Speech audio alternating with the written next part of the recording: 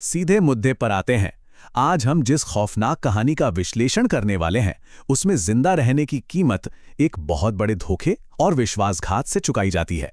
तो चलिए इस रोंगटे खड़े कर देने वाली दास्तान के पन्ने पलटते हैं। कहानी की शुरुआत ही एक ऐसे सवाल से होती है जो आपको सोचने पर मजबूर कर देगा। सोच कर देखिए, क्या सिर्फ एक पानी की बूंद और एक काले साये के सहारे एक कटा हुआ सिर जिंदा रह सकता है? सुनने में नामुमकिन लगता है ना?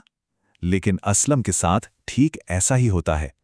जैसे ही उसके कटे हुए सिर पर पानी की एक बूंद गिरती है, उसका पारलौकिक सेवक यानी हमजाद उसे रात के अंधेरे में आसमान में उड़ाकर बचा ले जाता है।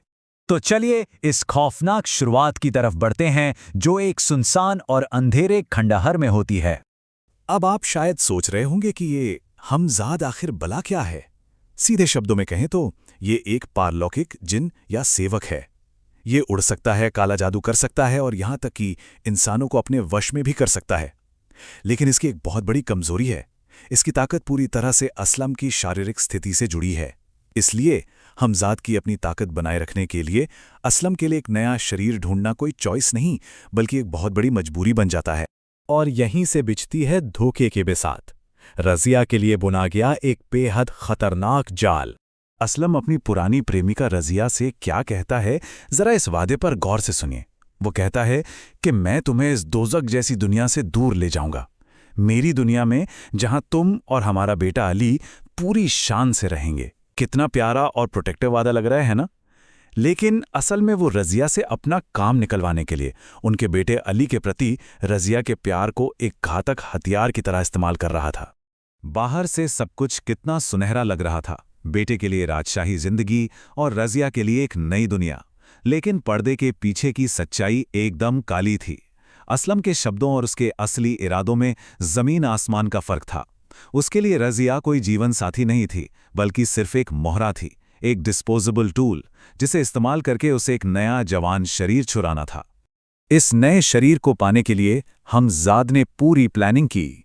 उसने एक बहुत ही क्रूर 4 स्टेप्स वाली स्ट्रैटेजी बनाई। स्टेप 1, एक जवान शरीर की तलाश करना। स्टेप 2, रजिया उस शिकार को अपने जाल में फंसाकर बुलाएगी।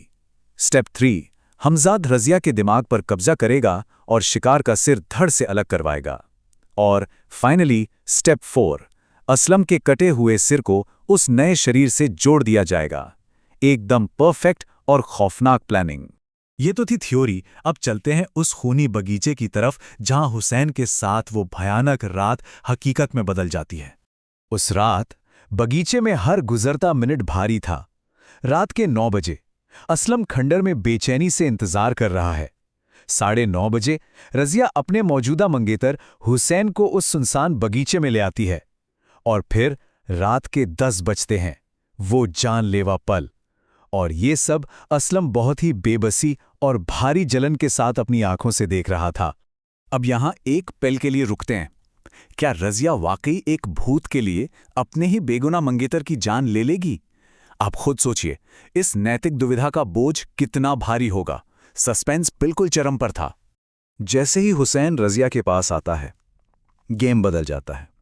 हमजाद रजिया के दिमाग पर पूरी तरह से अपना काला कंट्रोल कर लेता है। रजिया की सारी हिचकिचाहट पल भर में गायब हो जाती है। वो एक प्रोफेशनल कातिल की तरह तलवार चलाती है और बहुत ही बेरहमी से हुसैन का सर धड़ से अलग कर दिया जाता है। और इसके ठीक बाद सामने आता है असलम का भयंकर धोखा। जैसे ही रजिया को होश आता है और उसे एहसास होता है कि उसने क्या कर दिया है, वो दर्द और बेबसी में चीख पड़ती है, असलम, मुझे भी अपने साथ ले चलो। उसने असलम के सिर को हुसैन के शरीर से जोड़ तो दिया था, लेकिन उसे पता था कि किसी भी पल पुलिस वहां पहुंचने वाली है। वो पूरी तरह घबरा चुकी थी।